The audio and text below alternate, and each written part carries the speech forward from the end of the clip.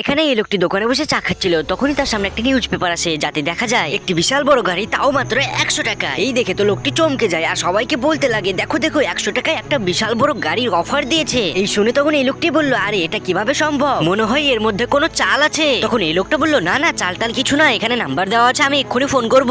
এই শুনে এই লোকটি বলল, দেখ তো যা ইচ্ছে তাই কর, কিন্তু এর আগে একজনকে এইভাবে কিডন্যাপ করে নিয়েছিল অল্প টাকায় দামি জিনিস দেবে বলে, কিন্তু পরে তাকে ঘর থেকে আরো টাকা দিয়ে ছাড়িয়ে নিয়ে আসতে হয়েছে।